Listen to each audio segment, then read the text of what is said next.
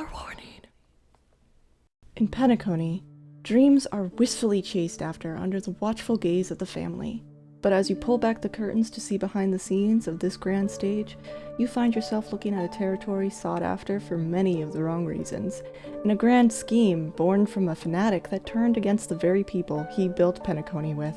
First, I want to preface that this is a story about Sunday first and foremost. Though I do go in depth about people that surround him, I ultimately don't dive into their characters for their understanding, but for his. This means that this is an opinion piece and a character study more than an end-all be-all overview of Penacony, Gopherwood, and the two siblings that I've come to brain rot over for the past few months. And with that out of the way, let's instead talk about the three-headed woman and the giant eyeball. The Order, like, you know, Enna, the Order, is one of the most ancient aeons, besides Klapoth. We meet them through the simulated universe, and are immediately introduced to their theming relating to music, as they sequence the rise and falls of civilizations, all in accordance to their divine laws. And I mean, when I say this, none of the other aeons are displayed to be as much as a control freak as this one. Though that isn't really saying much when we have a bag full of a bunch of ideals personified as aeons. Extremes are bound to happen. Every planet touched by Enna followed established rules, and while they often hindered calamities, it's noted every civilization that followed this path eventually hit rock bottom, or in Herda's words, the ancient planets that once fervently worshipped Order would shine briefly before their total collapse. You can even see this quote in the simulated universe during the Swarm disaster. They, as an Aeon, are much more hands-on with their hymns and choir, and thus have a much more narrow impact on the galaxy as a whole. And ultimately, during the Swarm disaster, they were absorbed by Xipe, who ascended. Speaking of Xipe, they ascended as the Harmony, and because their path is so similar to Enna's, ultimately, that's what made Enna be absorbed into Xipe. With her broader path in mind, the path manifests in a lot of different forms. While followers still sing and often still perform choirs and reverence, it should be noted that this isn't required to be so structured as it is for the family. Even still, as they are heavily affiliated with chords and the musical harmonies, they are unlike Enna, who is much more like a conductor, dictating when the melody will start and end. This less strict teaching, unless you're in the family, allows for much more overlap between cultures and people that take interest in the harmony, meaning much more of the galaxy could and likely do take the harmony's teachings in. I mean, who wouldn't want a blissful existence without strife amongst people? To those who worship Xipe, it is a way for the strong to protect the weak, by allowing them strength in those hymns and pursuing the ultimate goal of universal synergy. While originally not in my plan for this script, in my search for theological symbolism in Sunday's design, I ran into deism, and in my confusion for what that actually was, I found out that its differences with classical theism sort of mirrored the differences of harmony and order. Since I'm no scholar, I'm just gonna give you the short version. While classical theism is more or less about God having a divine providence, which is sometimes symbolized through an eye over his creation, theism is more the belief that while God exists, they do not intervene with the universe after its creation. I don't study theology, and most definitely am no longer a heavily religious person, so I won't really subject you to more rambling than this, as it's not that important, and was more or less just something interesting that I found that I thought kind of made sense. As we know it, Penacony didn't start as the planet of festivities. In fact, it was probably the furthest thing from its hedonistic aura today. It was a frontier prison for the IPC, placed in the Asdana system, ripe with memoria in an absolutely desolate desert. Memoria, for those unaware, is a substance that holds human memory and consciousness, and although spread across the universe, it exists in higher concentrations in the Asdana star system specifically. Being exposed to memoria in small concentrations is dangerous enough, as it can cause dizziness, hallucinations, and distort your memories. But in higher concentrations, for a longer amount of time, can cause severe physical and mental degradation. Bro, the IPC just left people here? Thankfully, despite the fact that the IPC was using these prisoners as basically a workforce to mess with the Memoria, the prisoners were able to rebel with the leading force of Hununu, and a variety of other factions, such as the Masked Fools, Morning Actors, History Fictionologists, Omen Vanguards, and most notably, and most importantly, the Nameless.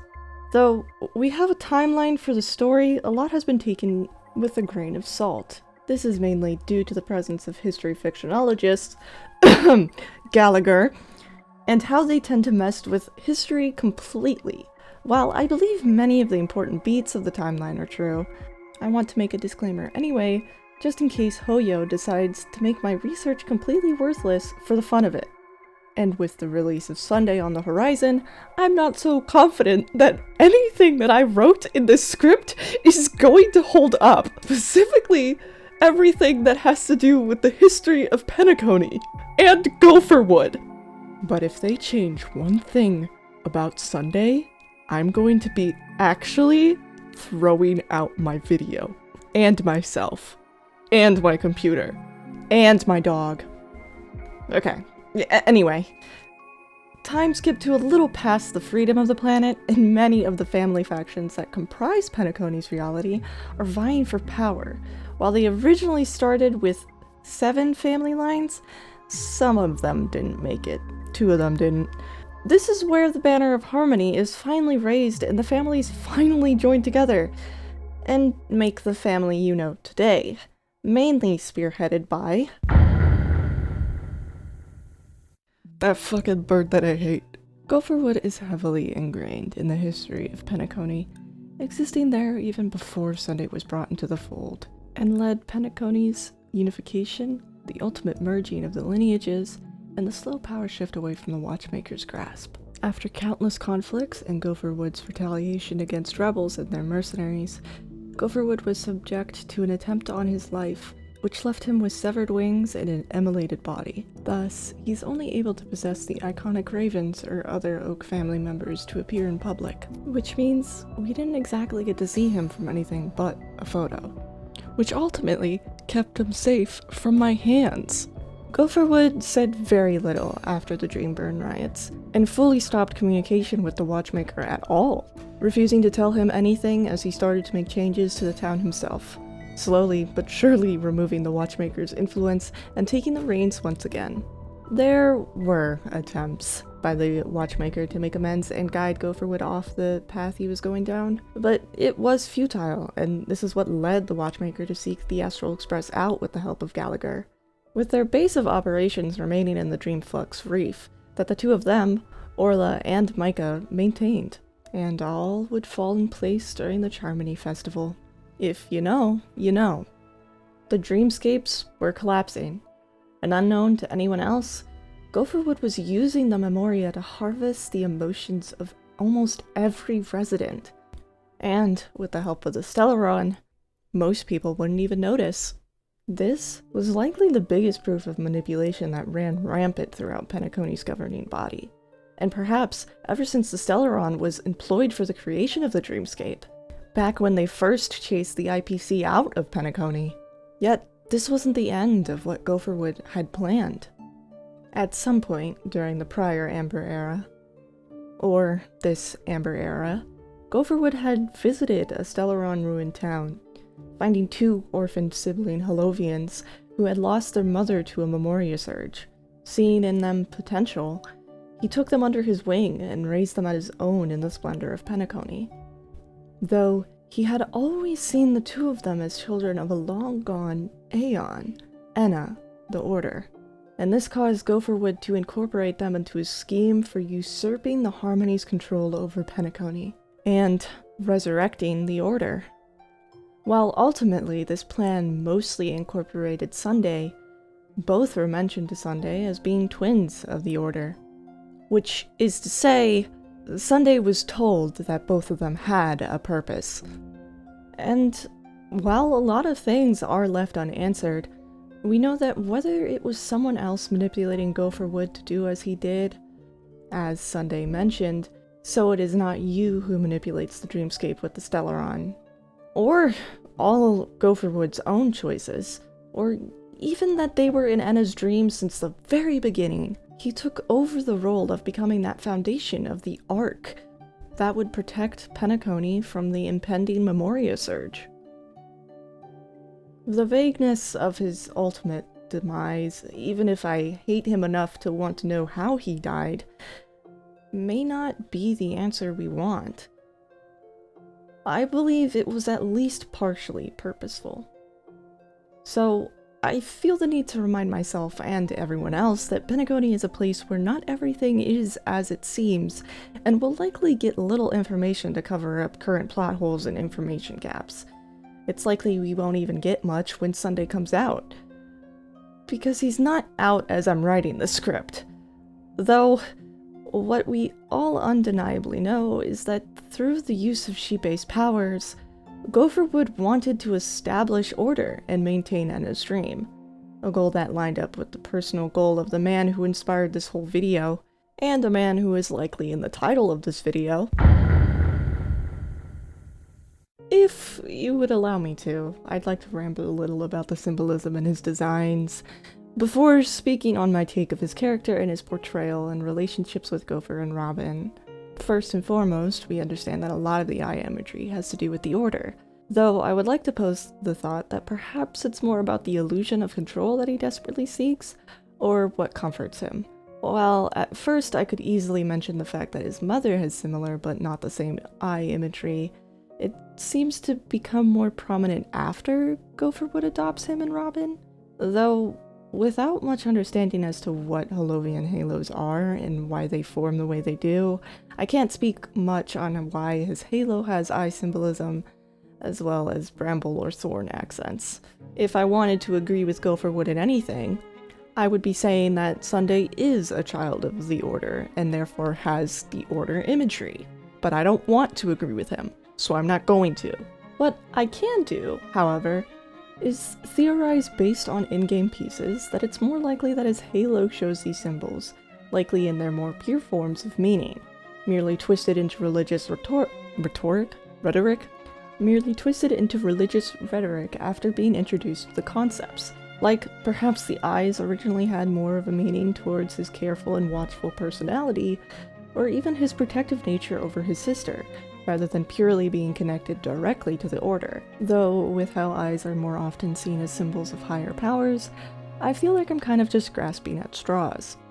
On to the brambles, since I believe that's what it's most likely rather than thorns. The most obvious reference one can make is to the crown of thorns that is most often depicted on Jesus during his crucifixion as a mock to his claims, but to me, painting Sunday in that light would invalidate the indoctrination and grooming he was subject to in his upbringing, and instead ignore the fact his martyrdom was an ideology he was conditioned into believing in, completely stemming from his self-destructive answers to questions that Gopherwood would frequently entertain and even encourage. If they were thorns, they would be more or less be leaning towards the symbolism of sins or burdens that Sunday had to carry and still does. But I digress. I believe, if anything, it more or less symbolizes brambles, specifically the parable of Bramble, wherein the bramble betrays the cedar trees that ask for it to reign over them.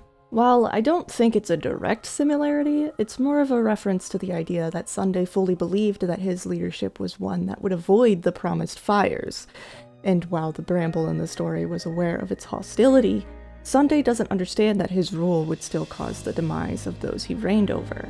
And I am aware that this could also be considered a bit of a stretch, but ultimately, I think that it is just for fun, and despite how intellectual I may sound, I'm really just doing this because I like the character, and I want to talk about him and what interests me about him. So please remember that.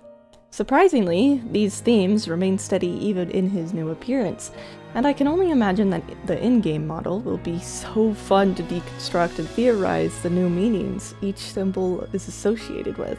But I do think I am getting a little bit too far ahead of myself. So let's turn the clocks back a little more. From the beginning, Sunday has always blamed himself for the choices he had made.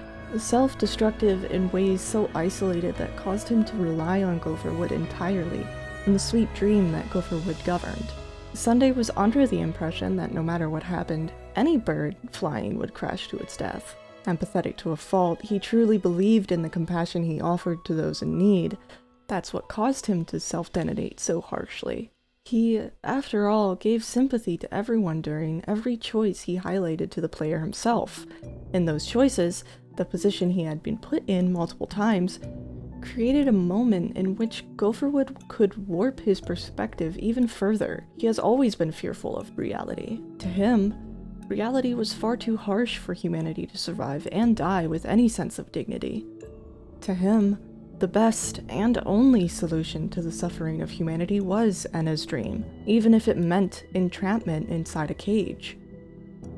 If a cage is so beautifully aligned with reality and painted so extravagantly, who would want to leave? For someone so devoted to his ideals, he was deafened to the unwilling and those who would rather be alive in reality, a likely projection of his own need to have that security, that serenity.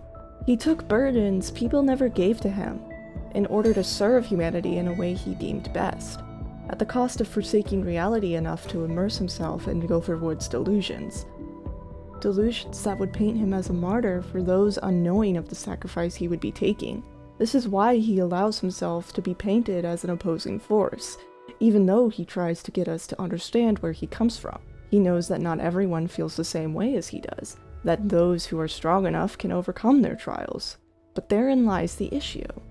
His paradise was not for those who can handle reality, but those who are weaker in will and cannot find that happiness and dignity outside of the dream. This was his version of the strong helping the weak, even if his plan was flawed from the start. Unable to account for outside forces that could create that oh-so-detestable disorder, and the outside forces that did create that disorder. He would play whatever role he had to. Villain, martyr, savior, or traitor.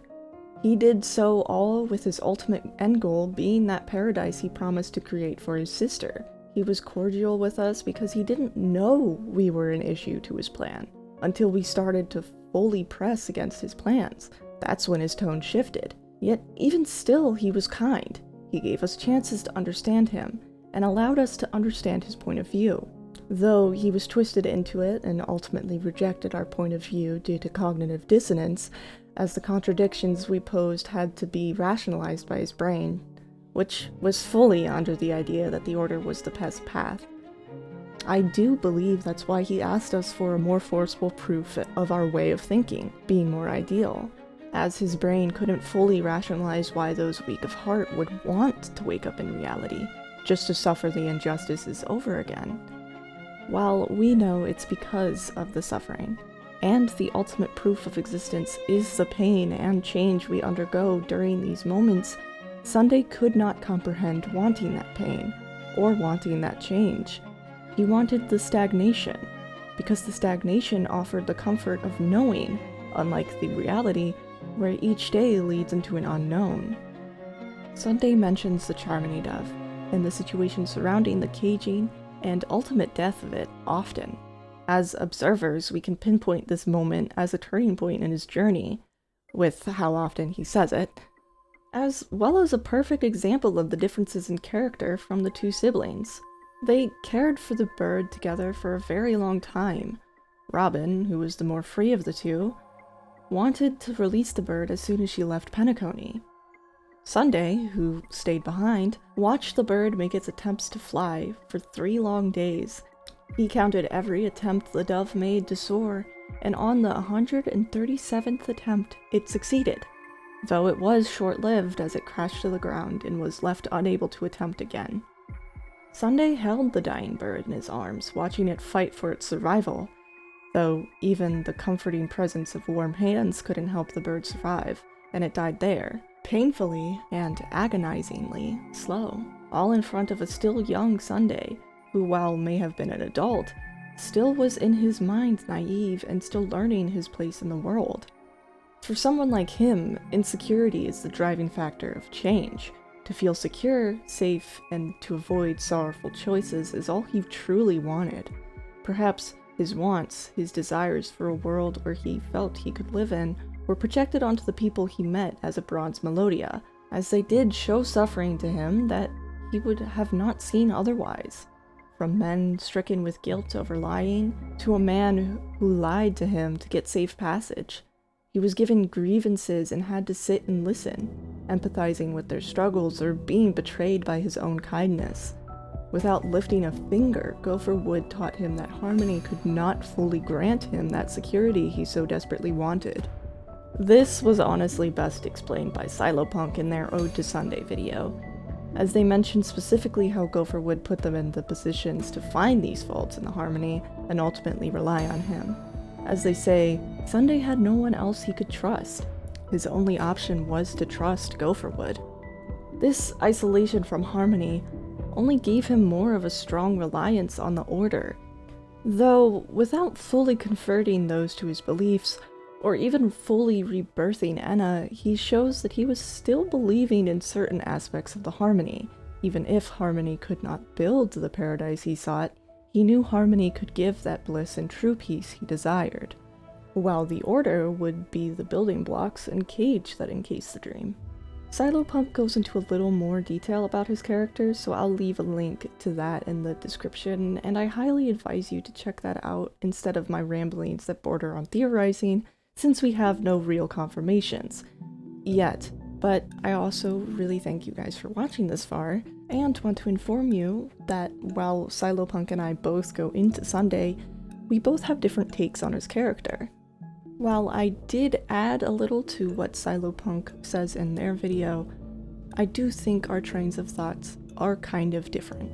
And I'm really making this more so I can ramble about my favorite blurbo than rather convince you of an end-all be-all. And I know I say this a lot, but it's important for you guys to understand and create your own image of characters in your minds, because sometimes the best part about characters is the fact that they can be interpreted in many different ways.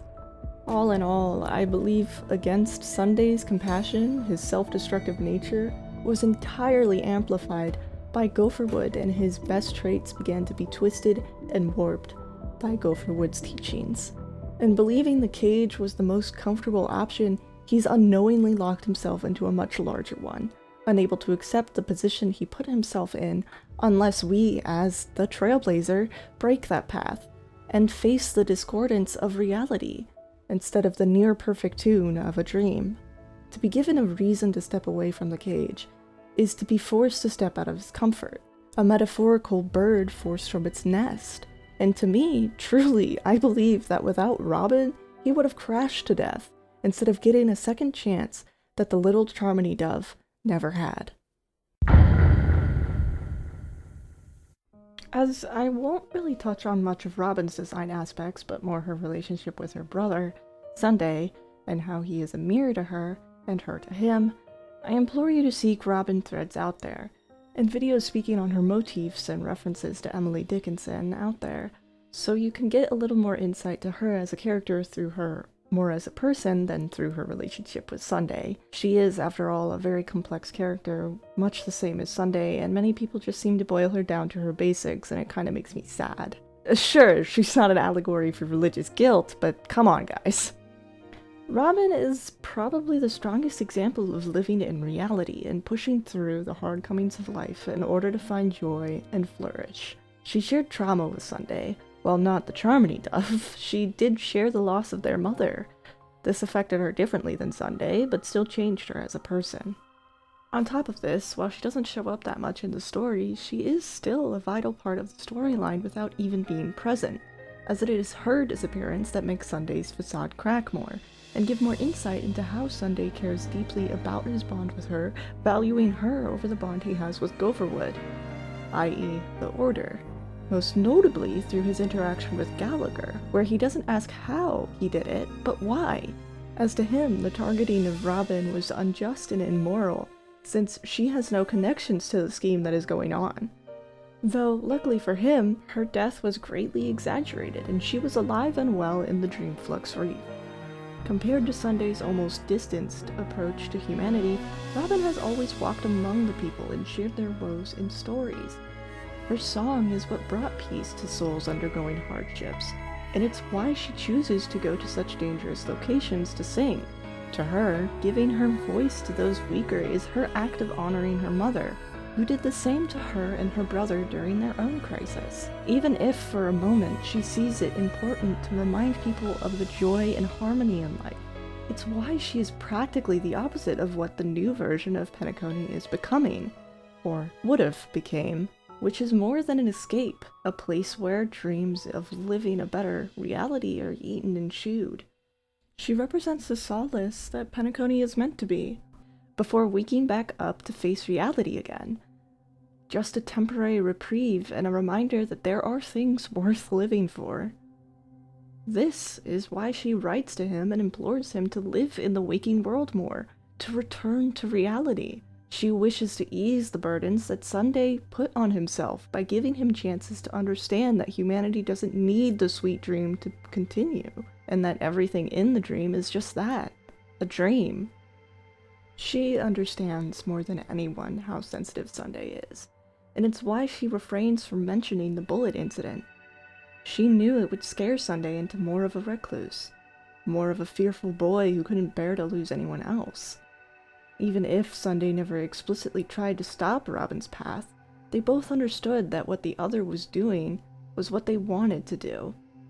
Even if Robin didn't know the full extent of Gopherwood's manipulation, she acts as the constant reminder of what harmony is, the fight against nihility, and ultimately the opposing ideal that wakes Sunday from his long dream. Robin is a character that is meant to be kept in a pair with Sunday, enough that they can't really be mentioned without the other in one way or another. Even still, she is meant to stand alone and separate enough that she is not conflated with her sibling. They aren't the same. And that's the sole reason why they're so interesting to me. The way they consider each other, think about the world, and act on those wishes they have is what makes them a compelling pair. One without the other won't be any less interesting. But to me at least, their relationship adds a lot to the dynamics of the story. Robin is, after all, the reality of Sunday's dream, the physical to the imaginary. After the 2.6 update, I've decided to add this little bit as well, so bear with me as she more explicitly details her way of thinking in this patch and shows that no matter where she is, she seems to be thinking of her brother. She aspires to give everyone their own song, their own melody to hold tight to and carry throughout their lives, as a beacon, as a torchlight to keep them going. This is what she even makes reference to in the newest update. I mean, like, guys, she is trying hard to correct the mistake her brother made and ensure that people remain with the freedom of choice to sing along with the family's hymn or make their own. Robin just makes me so incredibly soft, and I wish I could give her the comfort she needs to continue her work, because she truly is doing the very best given her circumstances. Oh, she is literally my dear, lovely Robin, my beautiful Robin. She's quite literally the same as Sunday. Same coin, different faces. Though acting on their ideals so differently, she and him were both not truly free. Whether it's the media or Gopherwood, they were nudged in directions they couldn't entirely control. And Penacony was doing much the same to those who entered too. Giving wings to the wingless? It's almost a romantic idea when it comes to helping others. Being the wings for others to fly with, the gust of wind in their sails. A guiding force that is repeatedly mentioned and alluded to through the main story arc in Penacony. And with the release of 2.6, Penacony has touched on the topic of choices that people make and what it truly means to be free once more. I believe under Gopherwood, Sunday was given little true freedom. Just as similarly, Robin was never given the same freedom from the press.